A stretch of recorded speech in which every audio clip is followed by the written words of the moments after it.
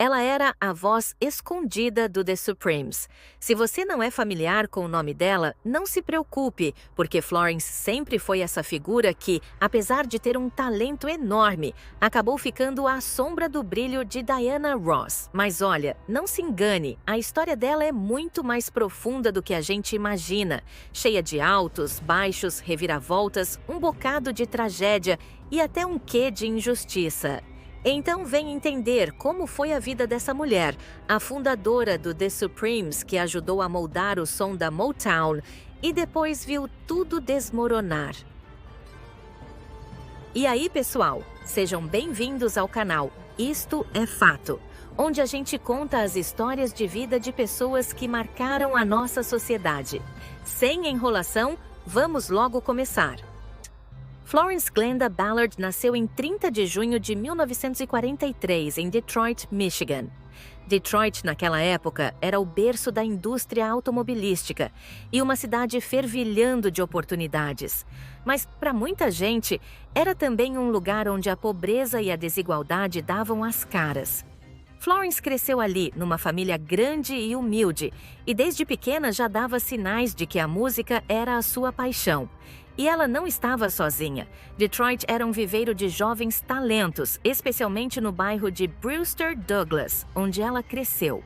Foi lá que, entre uma brincadeira e outra, conheceu as meninas que mudariam sua vida, Mary Wilson e Diana Ross. Para você entender o contexto, naquela época o cenário musical estava mudando, e a Motown Records era o selo que estava no centro dessa transformação. Fundada por Berry Gordy em 1959, a Motown queria fazer música que agradasse a todos, independente da cor ou classe social.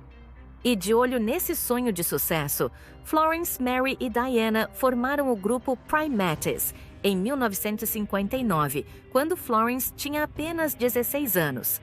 Na real, ela nem era a líder vocal no início, mas a sua voz tinha aquela pegada poderosa que sempre chamou a atenção. Por mais que o grupo estivesse se formando, a estrada não foi fácil. Primeiro porque Berry Gordy não estava totalmente convencido de que o trio tinha o potencial para ser uma banda de sucesso. Naquela época, ele estava mais interessado em investir em grupos masculinos, como The Miracles. Mas as meninas não desistiram.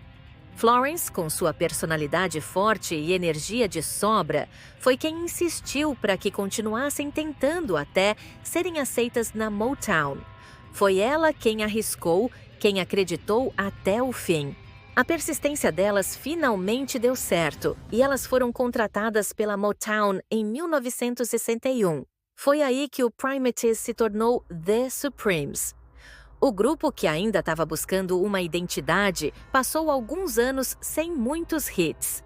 Florence, no entanto, continuava sendo uma das principais vozes e, inclusive, a mais encorpada do grupo. Só que as coisas começaram a mudar no início dos anos 60 e Berry Gordy passou a ver Diana Ross como a estrela do grupo. A mudança foi gradual, mas teve um impacto enorme na dinâmica entre elas. Florence, que até então era a líder do trio, foi sendo empurrada para uma posição secundária, enquanto Diana assumia cada vez mais os holofotes. E não foi só na música, não. Essa preferência de Gordy por Diana Ross foi criando um clima bem pesado dentro do grupo. Florence, que sempre foi uma pessoa de temperamento forte, começou a sentir o impacto. A pressão para ser perfeita, a frustração de ver seu espaço cada vez menor e a dor de ser deixada de lado. Tudo isso começou a afetar profundamente a saúde mental e física dela. Nessa época, ela começou a beber para lidar com o estresse. E olha, quem nunca recorreu a alguma válvula de escape em momentos difíceis? Só que no caso dela, isso acabou sendo um caminho sem volta. O sucesso do grupo explodiu com hits como Where Did Our Love Go?, Baby Love e Stop in the Name of Love. The Supremes virou o maior grupo feminino dos Estados Unidos, mas a fama só trouxe mais pressão e mais tensões. Florence, que antes tinha um papel central, agora mal conseguia espaço para brilhar.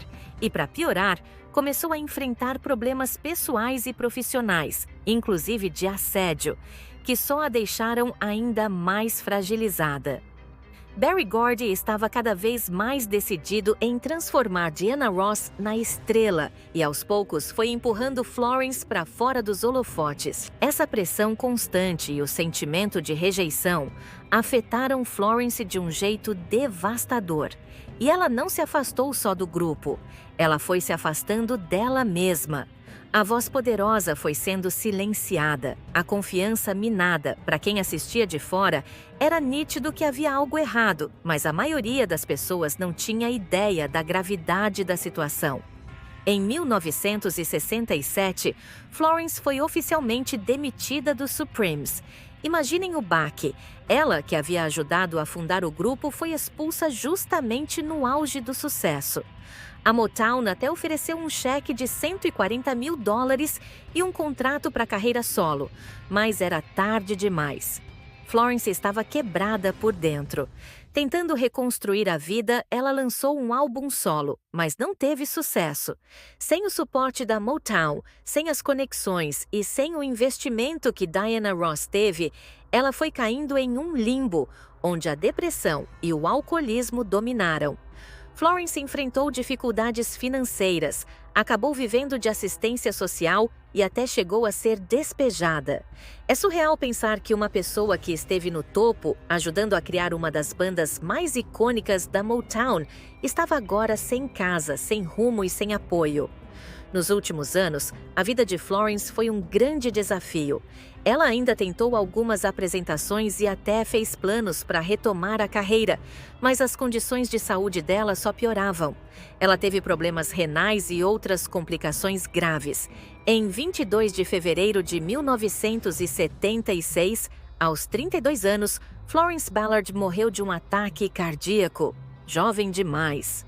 Segundo os escritores Peter Benjaminson e Mark Bago, que estavam lá ao funeral da Florence Ballard, foi aquele tipo de evento que, mesmo sem querer, vira uma verdadeira novela.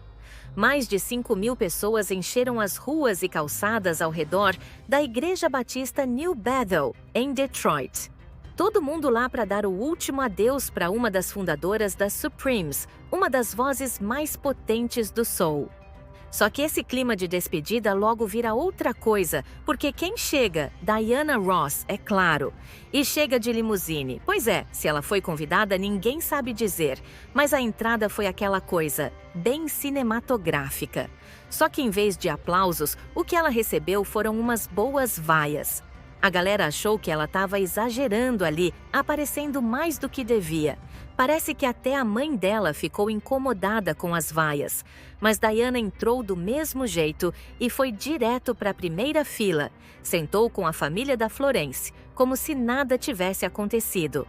Ela pegou a Lisa, filha mais nova da Florence, botou no colo e deixou os fotógrafos fazerem a festa. E foi aí que o show começou, literalmente.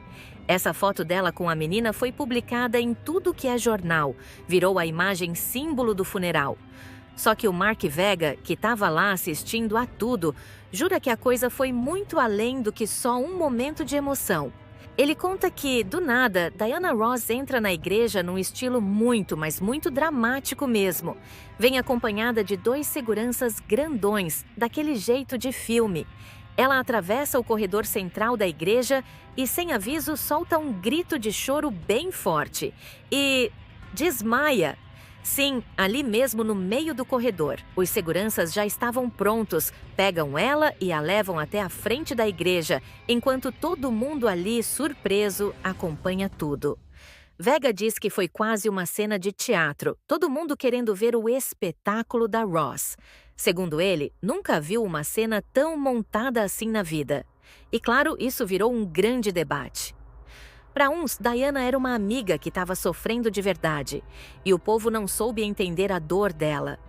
Já para outros, ela estava usando o funeral como um palco, num nível que só fez o pessoal lembrar daquele momento em que as Supremes viraram Diana Ross and the Supremes, como se ela precisasse ser a estrela, mesmo que isso fosse em cima do adeus da Florence. Então, o que você acha? Era luto verdadeiro ou puro show? Me conta sua opinião nos comentários. O legado de Florence é grandioso, mas o fim foi absolutamente trágico. A gente se pergunta, e se Florence tivesse tido o apoio que merecia? E se a Motown tivesse enxergado o talento dela e dado uma chance igual? A história dela é um retrato de como a indústria da música, especialmente nos anos 60, podia ser impiedosa. Florence Ballard foi uma das vozes que moldou o som de uma era, mas no fim ficou sem o reconhecimento e sem o final feliz que merecia. O nome dela ficou à sombra de Diana Ross, e ela foi lembrada principalmente pela tragédia de sua vida. Mas Florence Ballard foi mais do que a Supreme esquecida. Ela era uma pioneira, uma mulher de força que, apesar de tudo, nunca perdeu o amor pela música. E, no fundo, essa é a verdadeira essência de Florence. Uma voz que ecoa, mesmo que fora dos holofotes, e que continua a inspirar gerações de mulheres na música. Bom, essa foi a história de hoje. Não esqueçam de deixar seu like e se inscrever no canal. Obrigado por assistir e até a próxima!